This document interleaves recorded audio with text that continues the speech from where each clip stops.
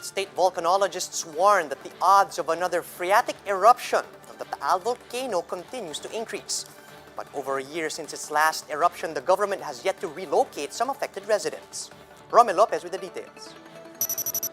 The armed forces, along with the Philippine Coast Guard and the PNP, continue to patrol the vicinity of the Taal Volcano Island. They reminded fish cage workers who are still along the lake to come back to the mainland of Talisay after they are done feeding their livestock. Recall that on Tuesday, local officials in Batangas carried out a forced evacuation to stop residents from returning to the volcano island. Ito naman ay para sa mga kababayan natin. Pag-iingat, advance information mula sa PBOX. At sana yung mga kababayan namin na dito sa mainland sa Talisay ay huwag magpanik dahil ang inilikas lamang naman yung mga nagpapatuka. Even after the eruption last year, residents continue to frequent the volcano island to go on with their livelihood. Mas komportable ang buhay doon. Bakit po nga? Dahil ibig ko sabihin, dito nga, kagaya dito, nakatingala lang, ganito.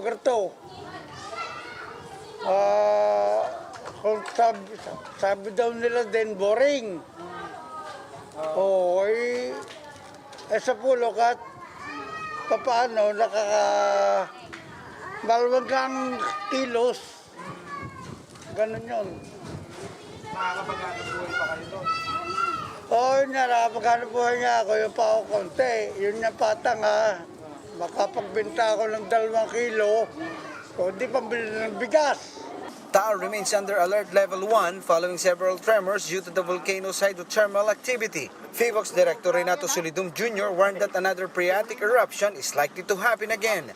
But Solidum clarified that this kind of eruption will likely affect the volcano island only. Yung phreatic eruption o explosion ay mabilisan po yan o sudden. So kapag ang tao po ay natutulog doon at ninirahan, lalo na sa gabi, mahirap po silang mag-responde ng tama. To be able to go on with their livelihood, fishermen were told just to lag in and lag out of the pier so that authorities can monitor their whereabouts. As of now, over 900 evacuees are residing in temporary shelters since the Taal Volcano's last eruption. Some of them said they haven't received any updates from the government yet regarding their relocation. Kung maaari nga po, gusto na namin bumalik po sa aming isla eh. Kaso bawal po, hindi na po pwede. Kaya kung maaari po, mabigyan na po kami ng pabahay.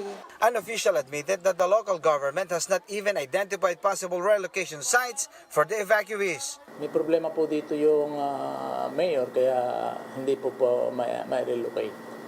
Kasi kung dapat nga po yung pambili naming 11 million ng lote, dapat noong January pa, after lockdown ng Taal Volcano, dapat po ayun ay inihanap na po nila ng lugar. Up to now, wala pa. Kahit makapag-identify sa Kahit wala pa eh. For News 5, Romel Lopez. We are One News.